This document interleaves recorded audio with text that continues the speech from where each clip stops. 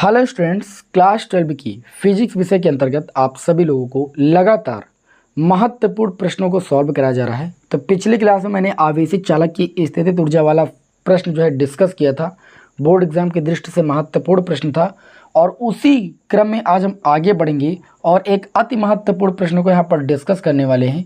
हमारे इस प्रश्न का नाम है दो आवेशित चालकों को एक दूसरे से जोड़ने पर आवेशों का पुनर्वितरण उभयनिष्ठ विभव। यहाँ पर देखिए तीन चीज़ें ज्ञात करना आपको बताएंगे। आवेशों का पुनर्वितरण बताएंगे पहली बार में आपको, दूसरी बार में आपको स्थानांतरित आवेश की मात्रा का व्यंजक निकालना बताएंगे और तीसरी बार में सबसे महत्वपूर्ण ऊर्जा ह्रास का व्यंजक निकालना बताएंगे। और ये तीनों क्रम से आपको सीखना है। इसके लिए हम करते क्या हैं, बहुत ही ध्यान से सुनिएगा लेक्चर को और बिल्कुल भी क्लास को लीप बीच में नहीं कीजिएगा। पढ़ाने के वक्त बीच में हम भी कोई प्रकार की बात नहीं करते हैं कि आपका कोई समय लॉस ना हो। यहाँ पर क्या करते हैं, सबसे पहले हम दो चालक ले लेते हैं, एक चालक ए ले लेते हैं और एक चालक बी ले लेते हैं। ठीक है, चालक ए की धारिता हम कितनी मान लेते हैं, चालक ए की धारिता हम C1 मान लेते हैं और चालक बी की धारिता C2 मान लेते हैं। मान लेते हैं कि जो चालक हमारा ए है इसको हमने Q1 आवेश दिया, तो हम किसी चालक को आवेश देंगे तो जाहिर सी बात है उसके विभव में वृद्धि हो जाएगी। तो चालक ए को मैंने Q1 आवेश दिया तो इसका विभव कितना हो गया, V1 हो गया। और चालक बी को जब मैंने Q2 आवेश दिया तो इसका विभव कितना हो जाता है, V2 हो जाता है। इतनी बात आपको लिख लेना है। क्या लिखना है, सबसे पहले आपको लिखना है कि माना हमारे पास क्या है भाई, दो चालक हैं ए और बी। चालक ए की धारिता कितनी है C1, चालक बी की धारिता कितनी है C2। जब चालक ए को Q1 आवेश दिया जाता है तो उसका विभव V1 हो जाता है। चालक बी को जब आवेश Q2 दिया जाता है तो इसका विभव V2 हो जाता है। मैंने आपके सामने हिंदी लैंग्वेज लिख दी है, ज़्यादा हिंदी लैंग्वेज नहीं लिख पाएंगे, व्हाइट बोर्ड है। ठीक है, आपको बताते हर एक चीज़ चलेंगे। तो यहाँ पर माना दो पृथक चालक हैं, मतलब अलग अलग दो चालक हैं ए और बी, जिनकी धारिताएं C1 व C2 हैं। Q1 और Q2 आवेश देने पर इनके विभव क्रमशः V1 और V2 हो जाते हैं। तब आप ये कह सकते हो कि जो पहले चालक का आवेश होगा यानी जो Q1 की वैल्यू हो जाएगी, आपने धारिता की परिभाषा से पढ़ा है C बराबर Q/V, पढ़े हो कि नहीं पढ़े हो, तो Q बराबर कितना होता है, CV होता है। तो पहले चालक का जब आवेश निकालेंगे तो ये हो जाएगा धारिता पहले चालक की और गुणे में विभव, तथा तो दूसरे चालक का आवेश हो जाएगा Q2 बराबर कितना हो जाएगा, C2V। अब क्या करते हैं, इन दोनों चालकों को हम एक पतले चालक तार द्वारा क्या कर देते हैं, संबंधित कर देते हैं, यानी एक दूसरे को जोड़ देते हैं। हम क्या करते हैं, पतला चालक तार लेते हैं और इनको क्या करते हैं, पतले चालक तार द्वारा दोनों चालकों को संबंधित कर देते हैं। ठीक है, जब संबंधित कर देंगे तो जाहिर सी बात है कि जो हमारे पास धनावेश है एक चालक में और दूसरे चालक में जो धनावेश है, तो जिस चालक का विभव जो होगा वो उच्च होगा। आप लोगों को मैंने बताया था कि जो वैद्युत विभव है ये अदिश राशि है और वैद्युत विभव का जो प्रभाव होता है या एकांक धनावेश का जो प्रवाह होता है वो सदैव उच्च विभव से निम्न विभव की ओर होता है। तो जब इस चालक को हम इस चालक के साथ क्या कर देंगे, एक चालक तार द्वारा संबंधित कर देंगे, तो जो हमारा उच्च विभव वाला चालक होगा उससे एकांक जो धनावेश होगा वो निम्न विभव वाले चालक की ओर क्या होगा भाई, प्रवाहित होना शुरू हो जाएगा। यानी आवेश क्या होने लगता है, पुनर्वितरित होने लगता है। और आवेश तब तक दूसरे चालक में प्रवाहित होता है जब तक कि दोनों चालकों के जो विभव हैं वो बराबर ना हो जाएं। तो हम कह सकते हैं कि जब दोनों चालकों को एक पतले चालक तार द्वारा संबंधित करते हैं तो जो हमारा एकांक धनावेश होता है वो सदैव उच्च विभव से निम्न विभव की ओर प्रवाहित होने लगता है और तब तक प्रवाहित होता है जब तक कि दोनों के विभव समान ना हो जाएं। यदि हम मान लें, क्या मान लें, यदि हम मान लें, पूरी बात नहीं लिखते, अब इतनी बात लिख लीजिएगा जो मैंने आपके सामने बोली है। ठीक है, कि जब दोनों चालकों को एक पतले तार द्वारा हम संबंधित करते हैं, ठीक है, तो जो हमारा एकांक धनावेश होता है वो उच्च विभव से निम्न विभव की ओर तब तक प्रवाहित होता है जब तक कि दोनों के आवेश बराबर ना हो जाएं। यदि हम मान लें कि जो हमारा पतला तार है, ठीक है, यदि पतले तार की हमारी धारिता नगण्य हो, या यदि तले तार की धारिता नगण्य हम मान के चले, कितनी मान के चले, नगण्य, मतलब नहीं कुछ भी नहीं है, तब जो उभयनिष्ठ विभव होगा, क्योंकि हम संबंधित करेंगे तो जब तक विभव नहीं समान हो जाएगा तब तक आवेश प्रवाहित होता रहेगा। तब उभयनिष्ठ विभव जब निकालेंगे, उभयनिष्ठ विभव को किससे लिखते हैं, आप कहोगे V से लिखते हैं। तो उभयनिष्ठ विभव बराबर, आपने पढ़ा है धारिता की परिभाषा से C बराबर Q/V होता है। तो V बराबर निकालेंगे तो Q/C। यहाँ पर Q क्या होगा, दोनों चालकों का कुल आवेश होगा। तो यहाँ पर उभयनिष्ठ विभव जो हो जाएगा वो हो जाएगा कुल आवेश, और बटे में क्या है, धारिता। तो दोनों चालकों की कुल धारिता बटे में कितनी हो जाएगी भाई, कुल धारिता। अब देखिएगा अगर हम कुल आवेश की बात करें तो चालक 1 पर आवेश Q1 है, चालक 2 पर आवेश यानी B पर आवेश Q2 है, तो कुल आवेश हो जाएगा Q1 प्लस Q2। और धारिता की बात करें तो पहले चालक की धारिता C1 और दूसरे चालक की धारिता C2 है। इस तरीके से उभयनिष्ठ विभव आ जाएगा। अच्छा, मैंने अभी आपको बताया कि जब गुणा करेंगे तो Q बराबर कितना आ जाएगा, CV आ जाएगा। तो हम यहाँ पर लिख सकते हैं V बराबर Q1 के स्थान पर लिख सकते हैं C1 V1, क्योंकि Q1 हमारा पहले चालक का आवेश था, धारिता C1 थी और विभव V1 था, तो ये हो जाएगा Q1 V1। और दूसरे चालक का जो आवेश हो जाएगा वो आपका हो जाएगा C2 V2, बटे में कितना हो जाएगा C1 प्लस C2। इस तरीके से उभयनिष्ठ विभव आपका आ गया। अच्छा, जब हम आवेशों को जोड़ते हैं, सभी लोगों को पता है कि हम क्या करते हैं, पुनर्वितरण के पश्चात जब आवेशित चालक तार द्वारा इन चालकों को जोड़ देते हैं तो आवेशों का क्या हो जाता है, पुनर्वितरण हो जाता है। पुनर्वितरण का मतलब एकांक जो धनावेश होता है वो उच्च विभव से निम्न विभव की ओर प्रवाहित होने लगता है। अब जब भैया उच्च विभव से निम्न विभव की ओर धनावेश जो है प्रवाहित होगा तो इस पर जो आवेश था वो उस आवेश में कुछ ना कुछ कमी आ जाएगी, मान लेते हैं वो Q डैश हो जाएगा। अब जो आवेश बचेगा चालक 1 पर वो Q1 डैश बचेगा। अब इसके पास Q2 आवेश नहीं रह गया, क्योंकि इससे इसमें आवेश आ गया, मतलब अब इस पर आवेश हम मान लेते हैं कितना हो जाएगा, Q2 डैश हो जाएगा। तो आप यहाँ पर एक लाइन लिखोगे कि आवेशों के पुनर्वितरण से, ठीक है, आप क्या लिखोगे नए लाइन से, बहुत ध्यान से, आवेशों के पुनर्वितरण से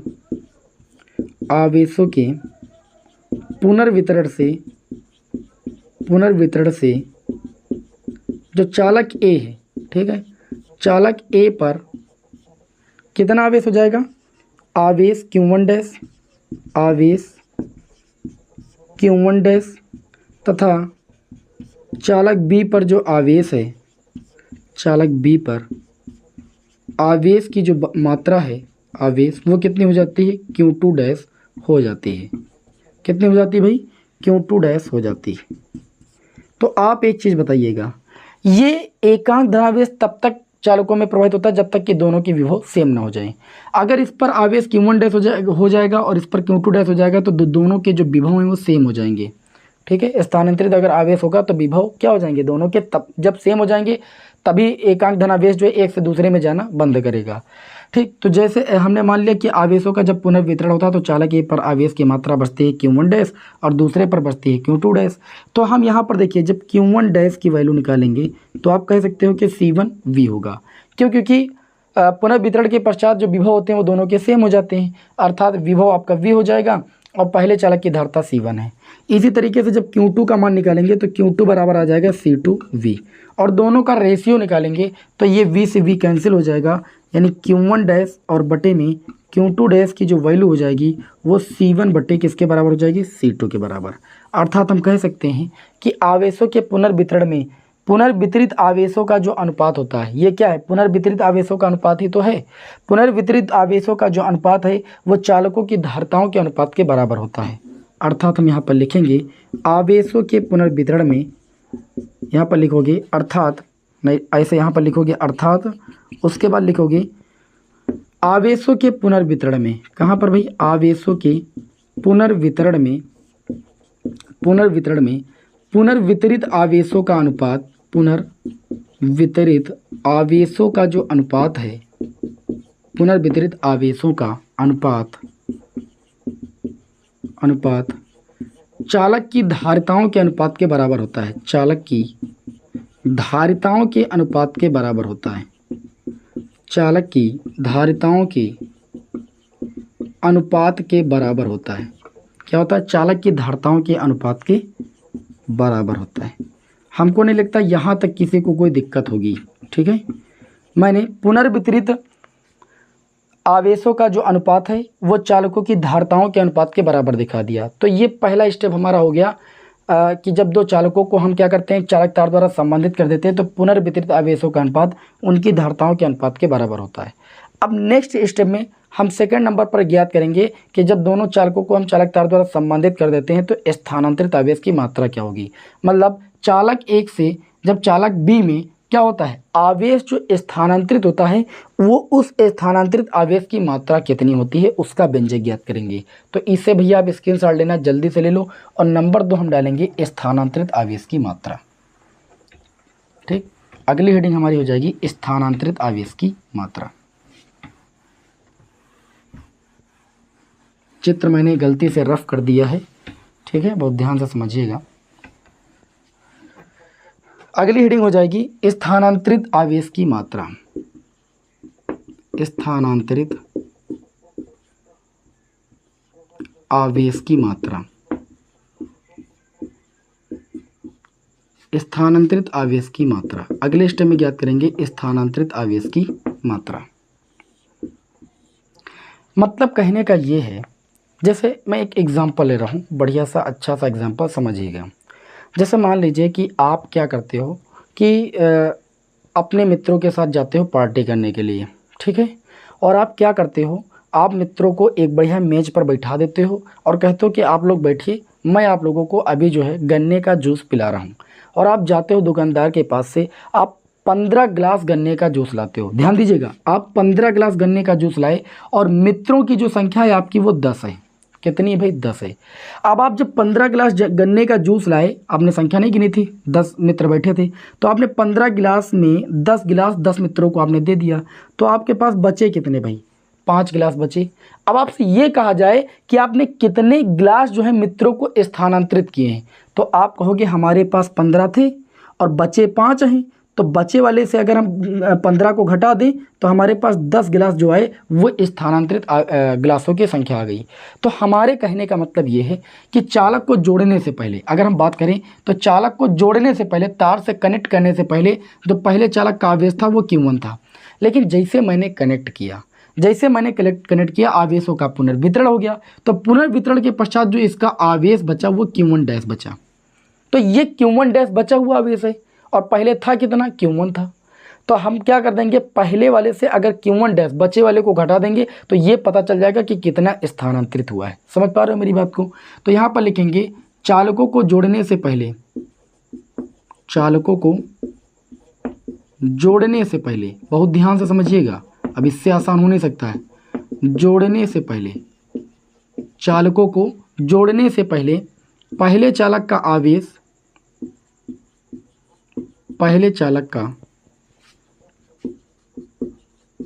चालक ए का आवेश कितना था भाई? आप बताओगे Q1 था, Q1 था, परंतु पुनर्वितरण के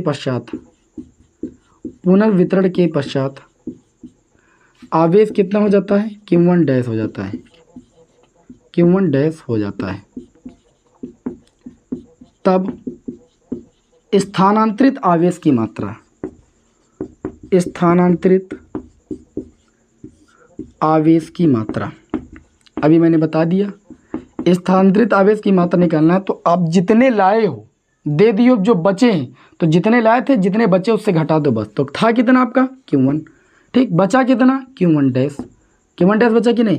तो जो था और जो बचा है उसको माइनस कर दो, ये पता चल जाएगा कितना उधर स्थानांतरित हुआ है चालक बी में। समझ पा रहे हो मेरी बात को? तो यहाँ पर ध्यान से देखिएगा, Q1 क्या है? चालक को जोड़ने से पहले आवेश है। तो पहले जब चालक को मैंने नहीं जोड़ा था तो धारिता कितनी थी? C1 और विभव कितना था? V1। मतलब Q1 बराबर हो जाएगा, Q बराबर CV होता है कि नहीं होता है? तो Q1 बराबर C1 V1 हो जाएगा। लेकिन जो Q1 डैश है ये पुनर्वितरित आवेश का मान है। मतलब जब इनको हमने चालक तार द्वारा जोड़ दिया तो विभव क्या हो गए? समान हो गए हैं, तब आवेश की बात Q1 डैश की यहाँ पर हुई है। मतलब तब Q1 डैश का मान कितना हो जाएगा? C1V। देखिए धारिता नहीं बदलती लेकिन विभव दोनों का सेम हो जाता है पुनर्वितरित में। तो ये पुनर्वितरित आवेश है, तब विभव क्या हो गया था? सेम हो गया था। अब यहाँ पर देखिए दोनों में कॉमन मिल जाएगा C1, ब्रैकेट में हो जाएगा V1 माइनस V। अभी मैंने आपको बताया था कि V बराबर कितना होता है, इसके पहले याद कीजिए, C1V1 प्लस C2V2 और बटे में C1 प्लस C2। उभयनिष्ठ विभव अभी मैंने निकाला है, उसका मान यहाँ पर रख देंगे, लिखेंगे V का मान रखने पर। क्या भाई? V का मान रखने पर। तो जब V का मान रखेंगे तो हमें मिलेगा C1, ब्रैकेट के अंदर V1 माइनस V का मान कितना है? आप कहोगे C1V1 प्लस C2V2 और बटे में C1 प्लस C2। ठीक है ना? चलिए मान रख दिया, अब इसे हल कर लेंगे।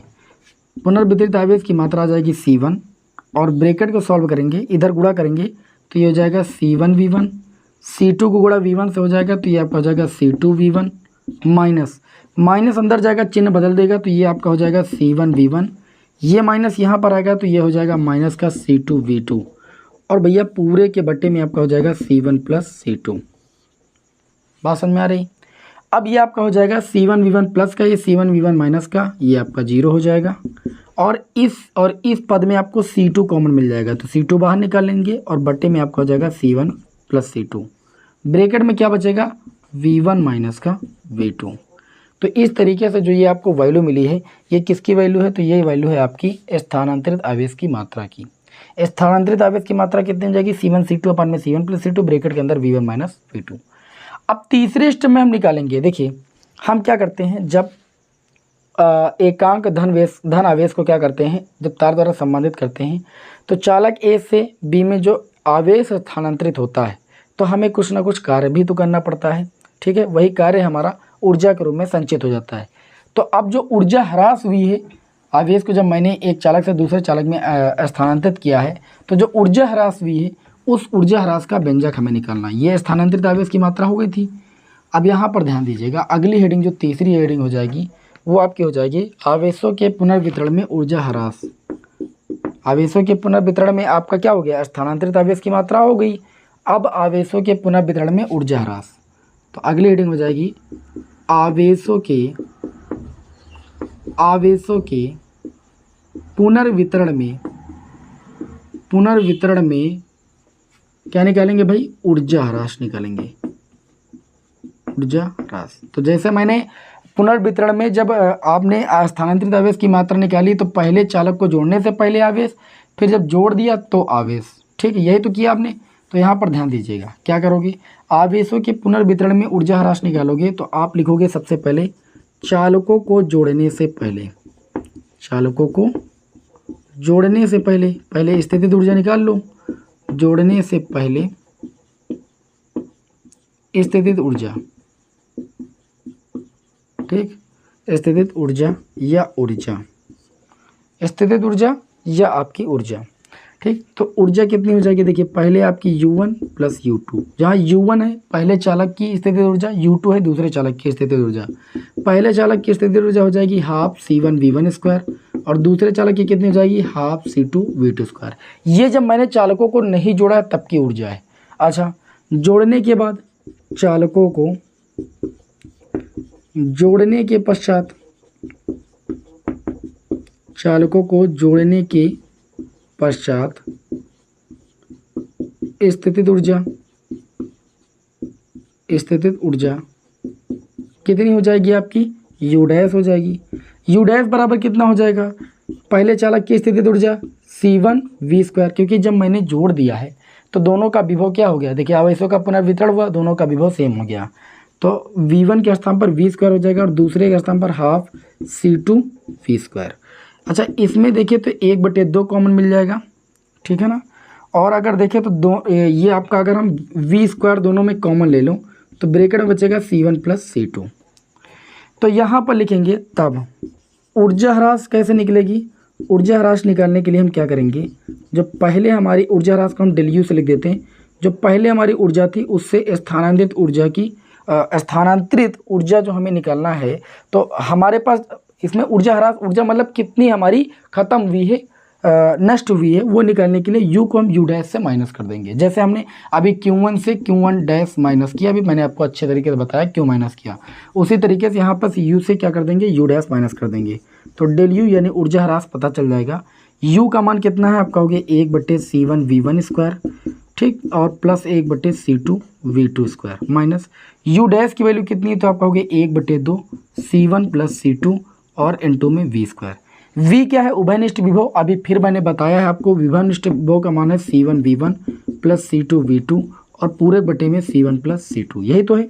चलिए वैल्यू रख देते हैं, तो ये आपका हो जाएगा ΔU बराबर 1/2 C1V1 square plus 1/2 C2V2 square minus 1/2 C1 plus C2। V square, V का मान रखेंगे तो V का मान आपका है C1V1 प्लस C2V2 और पूरे के बटे में C1 प्लस C2। इसका है स्क्वायर तो स्क्वायर कर देंगे, चूँकि V स्क्वायर है ना तो V का मान रख के होल स्क्वायर लगा देंगे। समझ में आ ही रही होगी हर एक बात। अच्छे तरीके से वीडियो को आप देखिए, वीडियो को आप चौड़े स्क्रीन पर देखिए और वीडियो की क्वालिटी को थोड़ा बढ़ा लिया करें, ठीक है ना। तो डेल यू बराबर आपका हो जाएगा, दोनों में 1/2 कॉमन मिलेगा, बड़े ब्रैकेट के अंदर बचेगा C1 V1 square C2 V2 square, ठीक है, C1 V1 square C2 V2 square minus 1/2 common ले ही लिया, तो ये आपका बचा C1 प्लस C2, और यहाँ पर देखिए होल स्क्वायर है तो ऊपर भी हो जाएगा C1 V1 plus C2 V2 का होल स्क्वायर। अब पूरे के बट्टे में हो जाएगा C1 प्लस C2 का होल स्क्वायर, क्योंकि होल स्क्वायर नीचे भी तो आएगा। अब एक C1 प्लस C2 से एक C1 प्लस C2 आपका कैंसिल हो जाएगा। आगे इसे सॉल्व करेंगे तो देखिए डेल यू बराबर आपका आ जाएगा। इधर फिगर को रफ कर देते हैं जिससे अच्छे तरीके से आपको दिखाई पड़े। ये फिगर आप लोग बना लीजिएगा, ठीक है। तो देखिए ये हो जाएगा 1/2, बड़े ब्रैकेट के अंदर बचेगा C1 V1 square plus C2 V2 square, ध्यान दीजिएगा, फिर माइनस लगा है, ठीक है। और यहाँ पर आपका देखिए बच गया है C1 V1 plus C2 V2 का होल स्क्वायर, इसको A प्लस B का होल स्क्वायर मान के ओपन कर देंगे तो ये हो जाएगा C1 square V1 square plus C2 square V2 square, ये B स्क्वायर हो जाएगा प्लस 2AB मतलब इन दोनों का मल्टीप्लाई करेंगे और इन दोनों का मल्टीप्लाई करने पर हमें मिलेगा 2C1 C2 V1 V2। बताइए यही तो मिलेगा। ए स्क्वायर प्लस बी स्क्वायर, ए स्क्वायर करेंगे C1 square V1 square, B square करेंगे C2 स्क्वायर V2 स्क्वायर और 2AB करेंगे 2C1 C2 V1 V2। Clear है। चलिए भाई ये आपका हो जाएगा। और पूरे के बट्टे में बचेगा क्या, तो पूरे के बट्टे में एक आपका C1 प्लस C2 बचेगा, क्योंकि यहाँ पर C1 प्लस C2 का होल स्क्वायर था तो एक C1 प्लस C2 से एक C1 प्लस C2 कैंसिल हो गया था। अब ये हो जाएगा डेल यू बराबर 1/2, इसका इधर से मल्टीप्लाई करेंगे तो C1 का मल्टीप्लाई C1 से हो जाएगा तो ये C1 square V1 square, C1 का मल्टीप्लाई C2 से हो जाएगा तो ये C1 C2 V2 स्क्वायर हो जाएगा, C2 का मल्टीप्लाई C1 से हो जाएगा C1 C2 V1 स्क्वायर हो जाएगा, C2 का मल्टीप्लाई C2 से हो जाएगा तो C2 square V2 square minus अंदर जाएगा तो सारे चिन्ह आपके बदल जाएंगे, यानी सारे माइनस हो जाएंगे जो प्लस के हैं।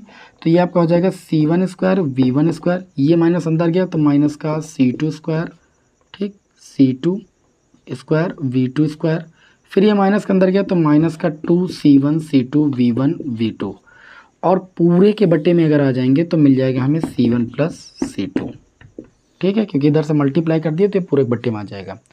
अब ये हो जाएगा डेल यू बराबर 1/2, ये आ जाएगा बट्टे में C1 प्लस C2, और यहाँ पर देखेंगे तो C1 स्क्वायर V1 स्क्वायर से C1 स्क्वायर V1 स्क्वायर आपका प्लस माइनस 0 हो जाएगा, C2 स्क्वायर V2 स्क्वायर से C2 स्क्वायर V2 स्क्वायर ये आपका 0 हो जाएगा। अच्छा यहाँ पर देखिए तो एक पद ये बचा, ये पद बचा और ये पद बचा। इन तीनों पदों में एक चीज़ कॉमन मिल रही है C1 C2, ये तीनों में आपको कॉमन मिल रहा है। तो बचा कितना आपका, बचा V2 स्क्वायर, फिर बचा आपका V1 स्क्वायर, फिर बचा माइनस का 2V1 V2, क्योंकि C1 C2 तो हमने कॉमन ले लिया है। तो डेल यू बराबर हो जाएगा C1 C2 बटे में 2 ब्रैकेट के अंदर C1 C2, और ये देखो तो ये आपका A square plus B square minus 2AB ऐसा लिखा हुआ है, तो ये आपका हो जाएगा V1 माइनस V2 का होल स्क्वायर। अब ये जो व्यंजक आया है यही ऊर्जा ह्रास का व्यंजक है, लिखोगे यही ऊर्जा ह्रास का व्यंजक है। ये एग्जाम में कई बार आ चुका है, ऊर्जा ह्रास का व्यंजक, ये बोर्ड एग्जाम में कई बार आ चुका है, और उम्मीद है कि ये प्रश्न आप सभी लोगों को आज की क्लास में बेहतरीन तरीके से समझ में आ गया होगा, ठीक है। अगर कहीं पर कोई दिक्कत है तो वीडियो को रिवर्स करके दोबारा देख लीजिए, आपको कोई दिक्कत नहीं होने वाली है, ठीक है। तो चलिए फिर बेस्ट ऑफ लक आप सभी को, मिलते हैं आपको नेक्स्ट वीडियो में। जय हिंद, वंदे मातरम।